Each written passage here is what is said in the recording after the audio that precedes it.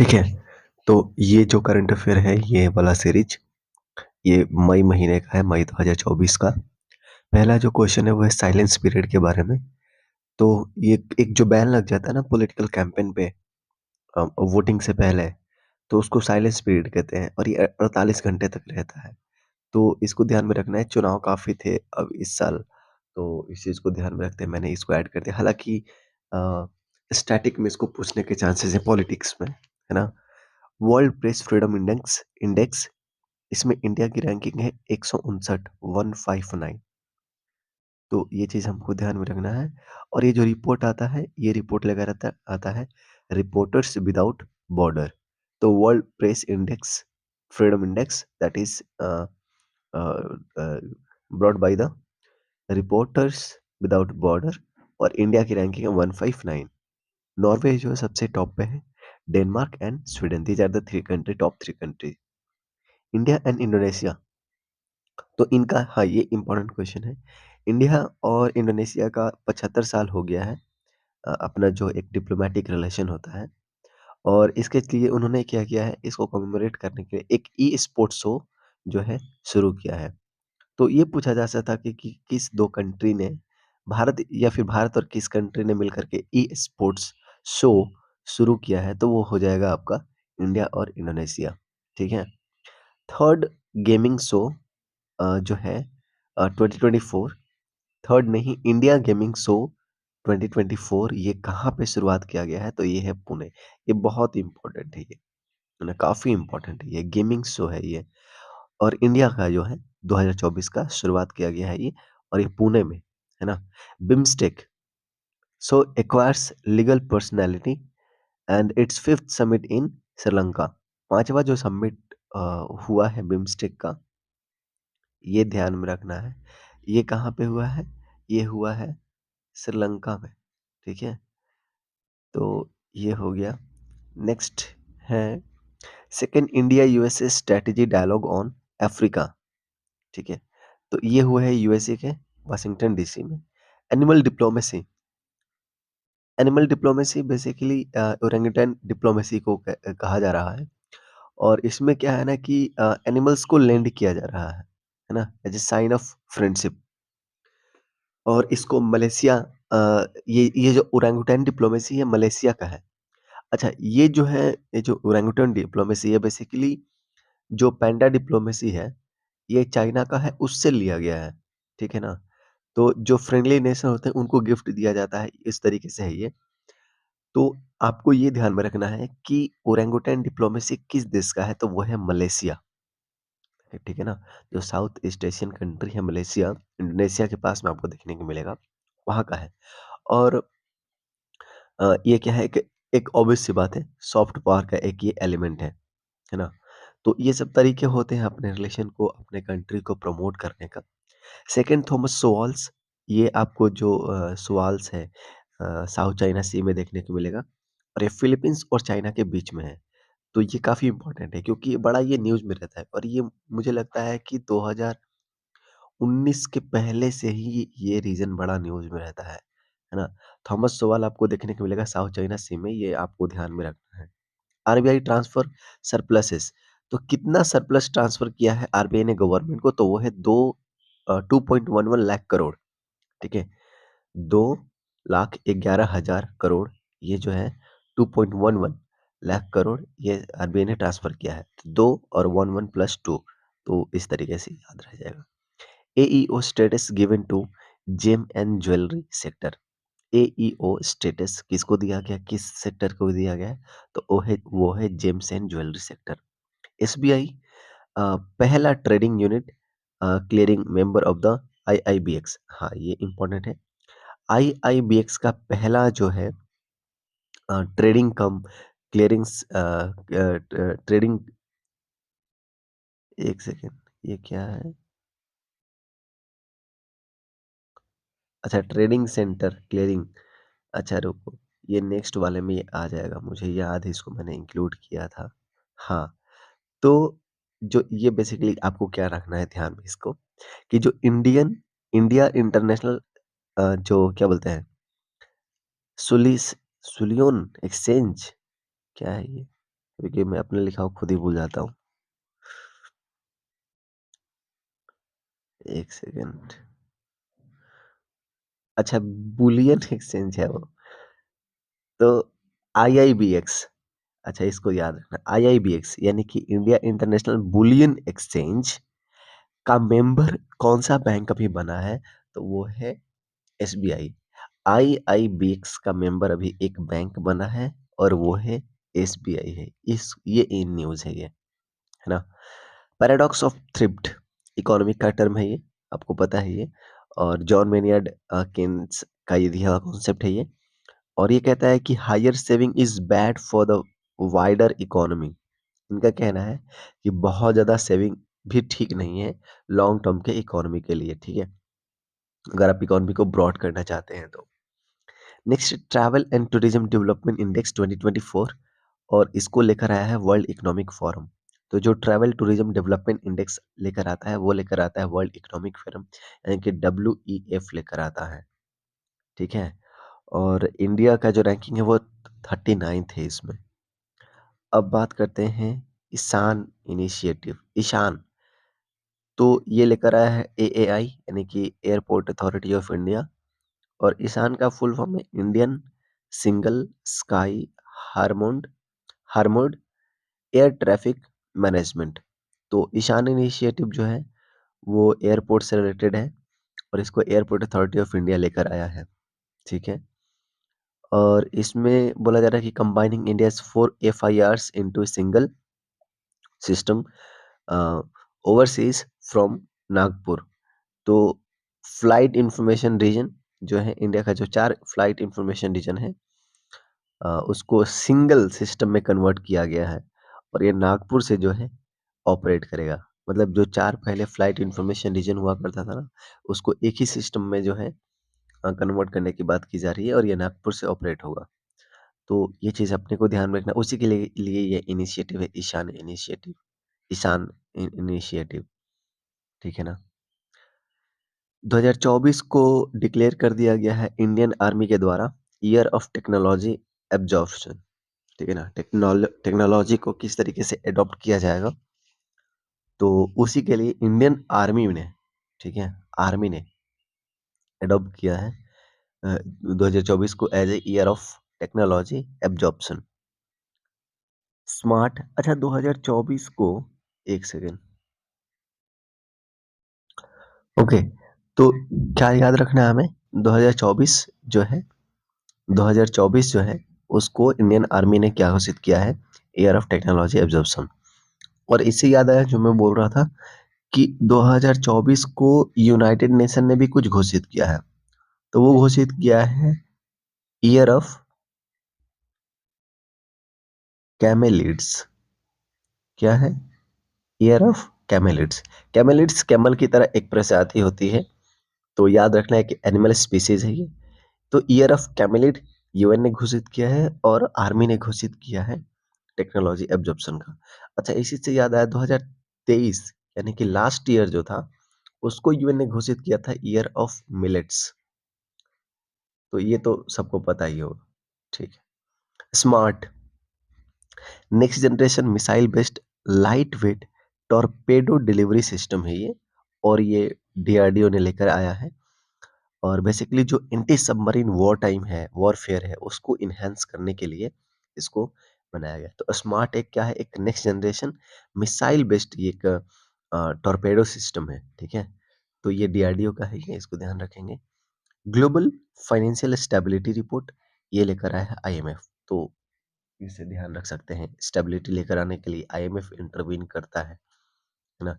जब 1991 में हमारा काफ़ी हालत ख़राब हो गया था, तो आईएमएफ से और वर्ल्ड बैंक से हमने लोन लिया था। तब हमारे देश में स्टेबिलिटी जो है कहीं न कहीं इकोनॉमिकल स्टेबिलिटी आई थी।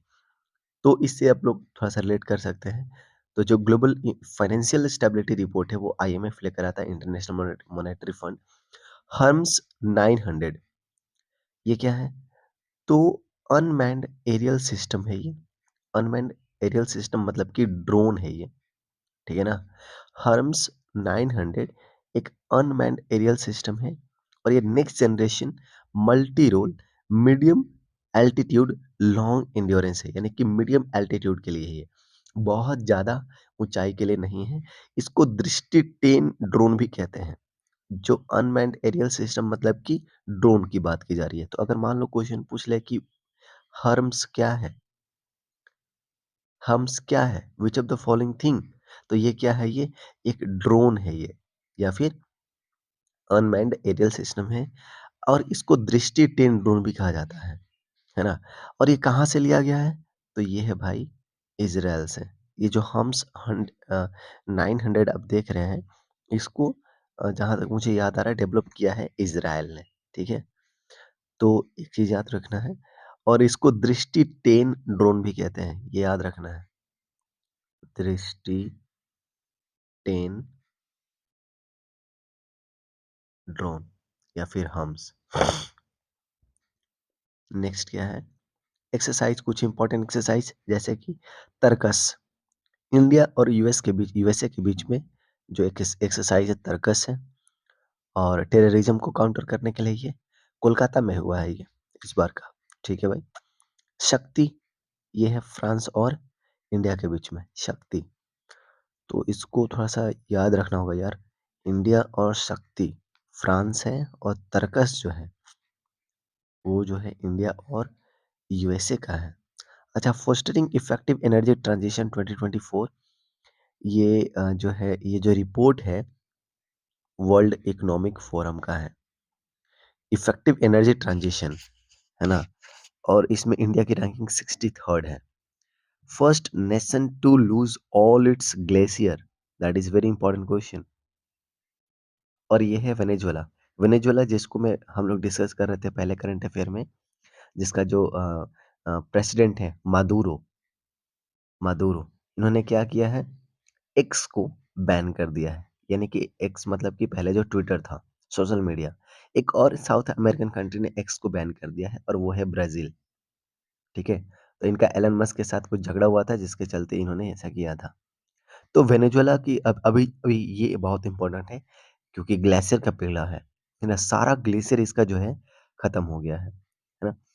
World largest DAC, DAC plus S plant.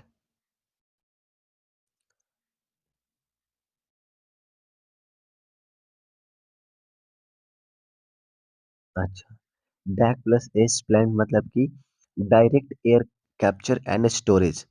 ये जो प्लांट है ये कहाँ पे स्टार्ट किया गया है?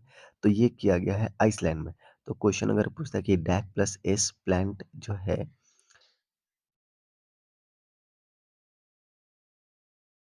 डैक प्लस एस प्लांट कहाँ पे इनिशिएटिव लिया गया है, शुरुआत किया गया है, तो वो है आइसलैंड। अच्छा, आइसलैंड की कैपिटल आपको पता होना चाहिए, वो है रेसविक। रेसविक, एक बार फिर से अच्छे से लिख देते हैं, ध्यान से देख लेना इसको।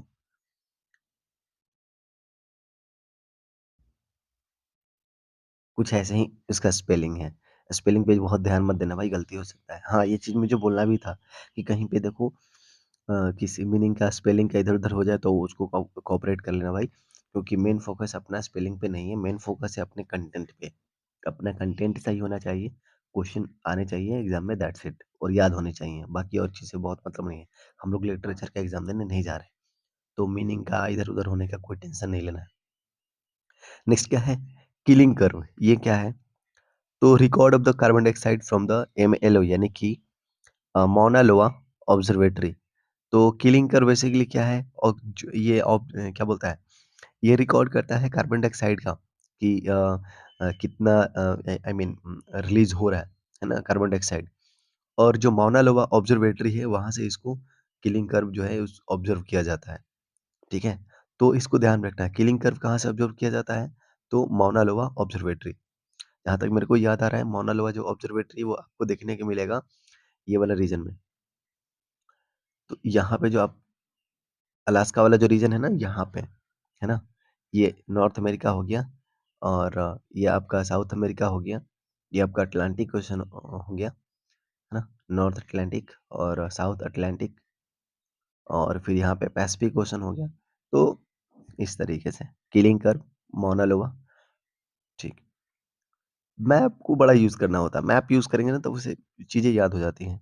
Bio cover, porous material layer lay directly on the top of a landfill. तो बायो कवर क्या हो गया, एक पोरस मटेरियल है जो डायरेक्टली लैंडफिल के ऊपर रखा जाता है ना। तो हालांकि बहुत ज़्यादा इंपॉर्टेंट ये नहीं है हमारे करंट अफेयर के पर्सपेक्टिव से। कुछ इंपॉर्टेंट उस टाइम मुझे लगा होगा तो शायद मैंने ऐड कर दिया था।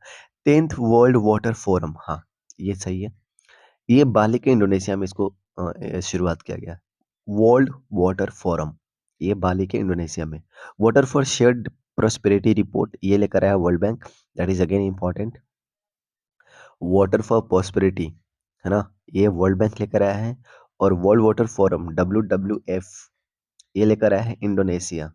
ठीक है, इंडोनेशिया दुबला पतला लगता है। जोको विडोडो आपको याद है क्या? जोको विडोडो जो इसके पहले जो इसके प्रेसिडेंट हुआ करते थे, है ना, अभी कौन है? तो सुबियांतो है।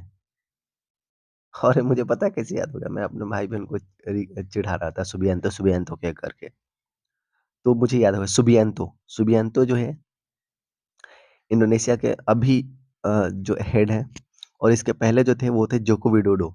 तो जोको विडोडो बड़ा एकदम दुबले पतले थे। और ये जो वर्ल्ड वाटर फोरम है, WWF, और WWF से याद क्या आता है? रेसलिंग याद आती है। तो दोनों थोड़ा सा कॉन्ट्राडिक्टरी लगता है, लेकिन यही आंसर है। तो इस तरीके से India third largest solar power generator, इसने जापान को ओवरकम कर दिया है। तो इंडिया जो है, हम लोग जो है तीसरा सबसे लार्जेस्ट पावर है क्या चीज में? सोलर पावर जनरेट करने में। ठीक है ना, और जापान को ओवरकम कर दिया हमने। इंडिया का जो टारगेट है कार्बन इंटेंसिटी के लेकर के, वो है 45% रिड्यूस करने का 2030 तक। तो ये टारगेट अपने को याद रखना है। 45% जो हमारा टारगेट है वो उसको क्या करना है? डिक्रीज करना है। और आपको कल हमने बताया था करंट अफेयर में कि भारत ने ओजोन लेयर का जो हाइड्रोक्लोरोफ्लोरो फ्लोरोकार्बन है, उसका जो इमिशन है, उसको रिड्यूस करने में वो जो टारगेट था ना, उसको हमने सक्सेसफुली मतलब कि अचीव कर लिया है। ठीक है, 44% हमने अचीव कर लिया और टारगेट था सिर्फ 35% का, है ना। तो ये कुछ इंपॉर्टेंट न्यूज़ हैं। और जो कार्बन इंटेंसिटी को रिड्यूस करने का टारगेट है वो है 45% है 2030 तक। 50% of electric power from renewable energy, ये टारगेट है 2030 तक। तो ये टारगेट भी पूछा जा सकता है कि बताइए कि कितना परसेंट इलेक्ट्रिक पावर जनरेट करना है रिन्यूएबल एनर्जी से 2030 तक, या फिर 50% जो इलेक्ट्रिक पावर हमें लेकर आना है रिन्यूएबल एनर्जी से, वो कब तक करना है? वो टारगेट का ईयर क्या है? तो 2030 है। नेट जीरो इमिशन भारत कब तक करेगा? 2070 हमने टारगेट रखा हुआ है। ठीक है, और 500 गीगावाट रिन्यूएबल एनर्जी हमें जनरेट करना है 2030 तक। तो ये तीनों ही बहुत बहुत बहुत इंपॉर्टेंट फैक्ट है, एकदम से याद कर लेना भाई। अगेन एक बार रिपीट हम लोग कर लेते हैं। 45% रिड्यूस करना है कार्बन का इंटेंसिटी 2030 तक। 50% जो हमारा एनर्जी होगा वो रिन्यूएबल एनर्जी से होगा 2030 तक, और नेट जीरो इमिशन हमारा 2070 तक हो जाएगा। और 500 गीगावाट जो एनर्जी है वो रिन्यूएबल एनर्जी होगी, और वो हमें करना है 2030 तक। तो ये कुछ इंपॉर्टेंट फैक्ट्स हैं। नाउ अब आते हैं हम लोग स्पेन पे। स्पेन जो है ISA का, यानी कि इंटरनेशनल सोलर अलायंस का 99वां मेंबर बन गया। हालांकि ये इंपॉर्टेंट अब नहीं है, क्योंकि 101वां जो मेंबर है वो अब नेपाल बन गया है। तो ये याद रखना है, 101 जो मेंबर है ISA का, वो नेपाल बन गया है। तो उस टाइम क्योंकि ऐड हुआ था तो मैंने इसको लिख लिया था। World wildlife crime report ये UNODC लेकर आया है, यानी कि United nation office on drug and crime. तो ये याद रखना है, world wildlife crime.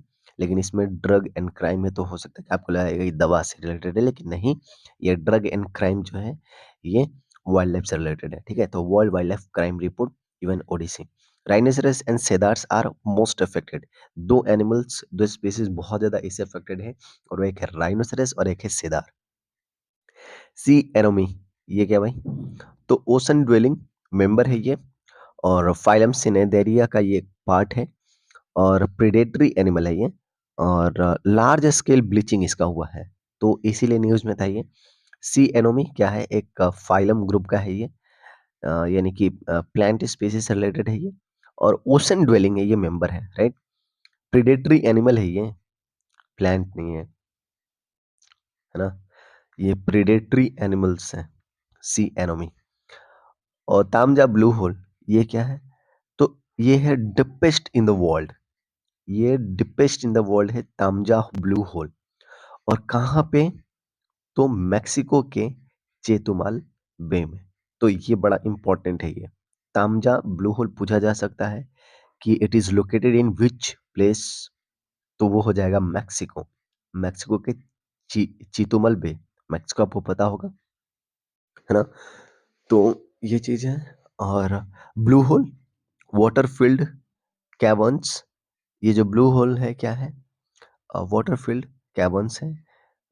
बटागे crater, बटागे crater जो साइबेरिया के रसिया में है ये। और डोरवे टू हेल या फिर गेटवे टू द अंडरवर्ल्ड, इसका कहा जाता है इसके बारे में। वर्ल्ड का बिगेस्ट परमाफ्रॉस्ट क्रेटर है ये। और depression in the earth surface, basically crater क्या होता है? आपको पता है ना कि क्रेटर इस तरीके से एक डिप्रेशन होता है। जब वल्केनो आता है, जब उसका माउथ जो होता है बड़ा सा होता है, उसको क्रेटर बोलते हैं, है ना। या फिर क्रेटर कैसे बन सकता है? ऐसे में या कोई मेटेराइट मान लो गिर गया, तो उसे भी क्रेटर बनता है। तो ये जो एक क्रेटर है जिसका नाम है बटागे, जो बटागे क्रेटर है वो कहाँ पे है?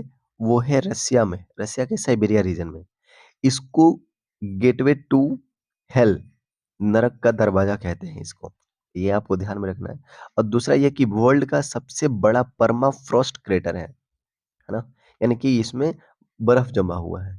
तो ये चीज आपको ध्यान में रखना है। और विश्व का ऐसा सबसे बड़ा वाला है ये, है ना। तो कहीं ना कहीं, हाँ, जैसे मैंने बता ही दिया कि क्रेटर क्या होता है, एक डिप्रेशन होता है, एक होल होता है अर्थ के सरफेस पे इस तरीके का।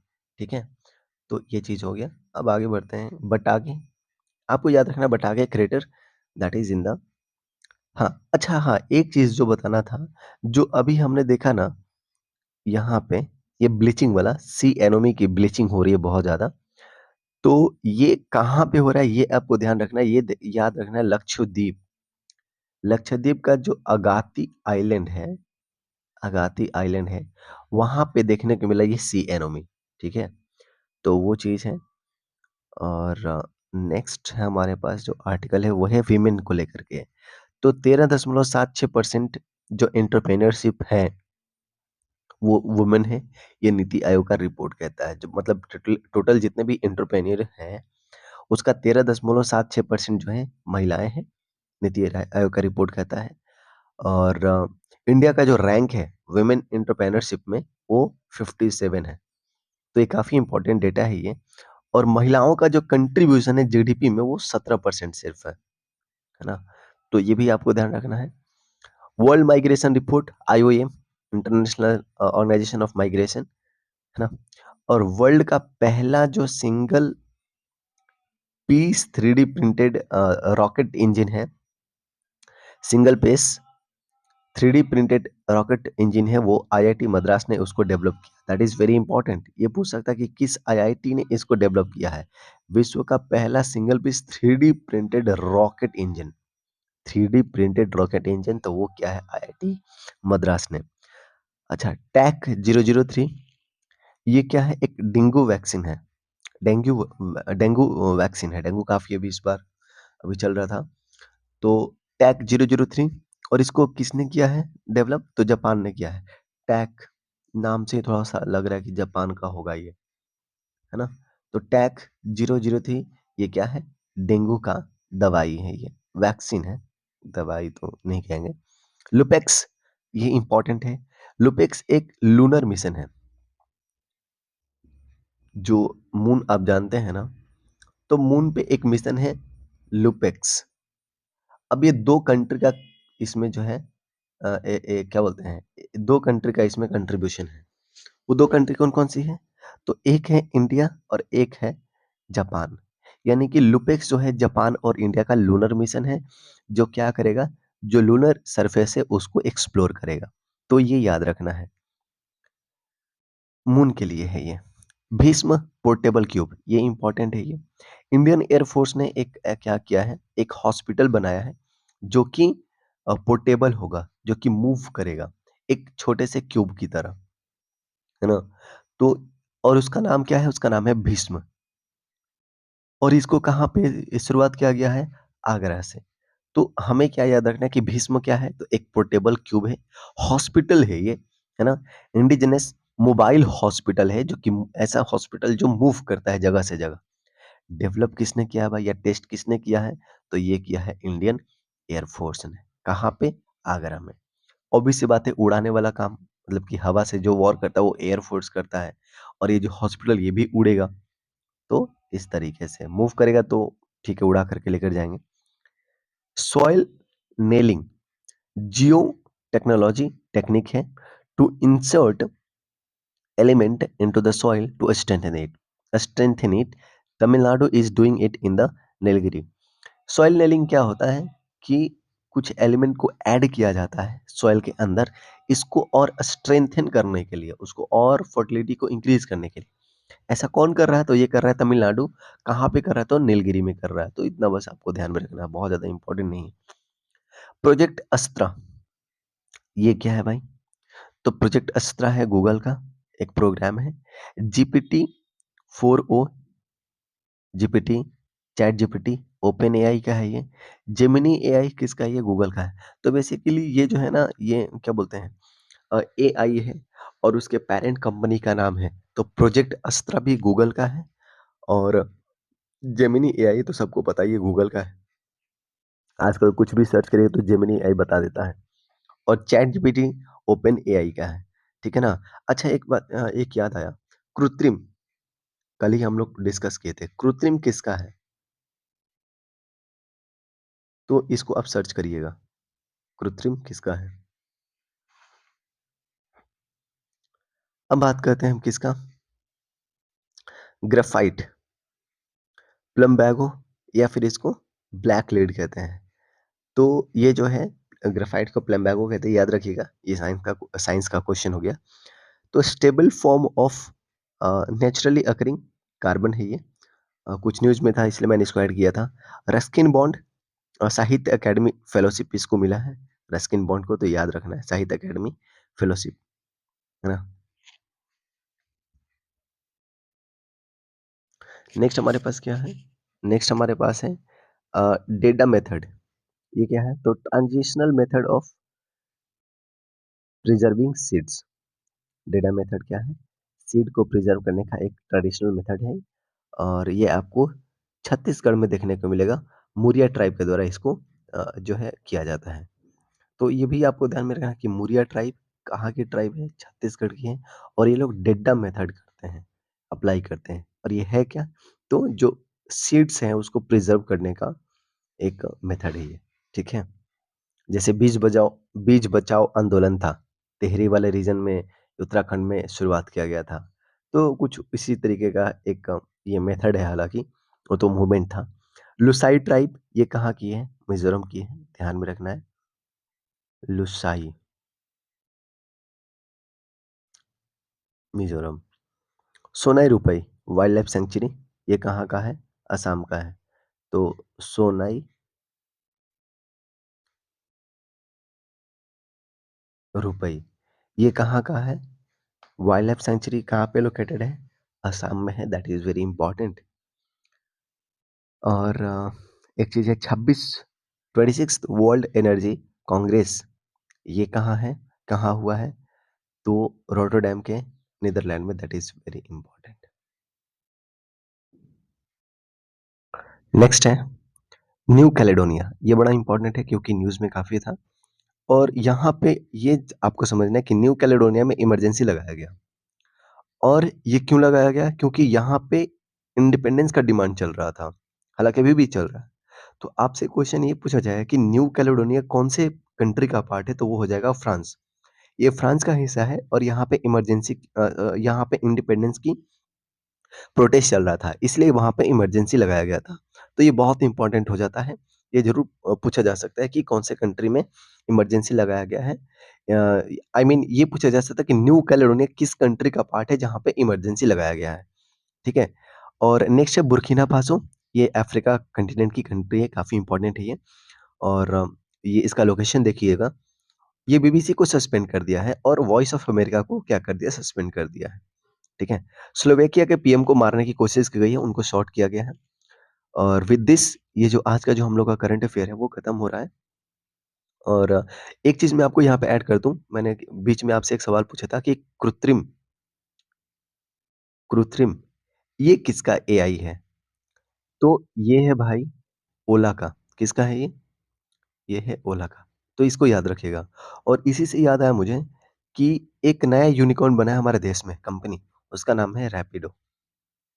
रैपिडो जो है भारत का एक नया यूनिकॉर्न बन गया है। तो इन दोनों को याद रखना, ओला जो है उसका जो एआई है वो है कृत्रिम है और रैपिडो है नया एक यूनिकॉर्न बन गया भारत का। विद दिस इसको आज हम यहीं पे रैप अप करते हैं, मिलेंगे फिर नए वीडियो में। एक चीज़ मैं आपको यहाँ पे इन्फॉर्मेशन दे दूँ और वो ये है कि आने वाले वीडियोज़ में मैं बिहार का और यूनियन का कंप्लीट इकोनॉमिक सर्वे और बजट लेकर के आऊँगा आपके लिए, कंप्लीट एकदम नोट्स के फॉर्म में। कुछ नहीं करना आपको, सिर्फ़ देखना है, उसको नोट्स बनाने हैं और रट्टे मार लेने हैं। जिस तरीके से याद हो जाए, ठीक है? उसी तरीके से कंप्लीट बिहार का मैं स्टैटिक क्वेश्चन लेकर आऊँगा। उसमें बिहार का हर चीज़ रहेगा, हर वो फैक्ट, हर वो हिस्ट्री, हर ज्योग्राफी, इकोनॉमी, पॉलिटी सब कुछ उसको इंक्लूड करके लेकर आएँगे एकदम नोट्स फॉर्म में, है ना? और जो एंशिएंट एंशिएंट जो आर्ट एंड कल्चर है उसका भी लेकर आए कंप्लीट वो जो बुक है क्लास 11th की इंट्रोडक्शन टू आर्ट उसका कंप्लीट नोट हम आपके सामने लेकर आएँगे और आपको प्रोवाइड करा देंगे। सो इस माध्यम से जितने भी इम्पोर्टेंट फैक्ट्स हैं, क्वेश्चन है वो मैं कराते चलूँगा। आपको टेंशन लेने वाली बात नहीं है और भी जो क्वेश्चन है, जो पूरे साल भर का है, यानी कि समझ लीजिए कि जो सितंबर के में एग्ज़ाम हुआ था, तो अक्टूबर 23 से लेकर के और जब एग्ज़ाम होने वाला हम लोग का 12-13 तारीख को, तो मान लीजिए कि 10 दिसंबर तक तो हम लोग करंट अफ़ेयर करेंगे, क्योंकि क्वेश्चन पूछा जाता है। तो इतना तक का सारा करंट अफ़ेयर हम आपको करा देंगे। उसके लिए आप लगातार बस इसको देखते रहिए। सो विथ दिस इसको यहीं पे रैप अप करते हैं। Thank you so much. Have a great day. Thank you.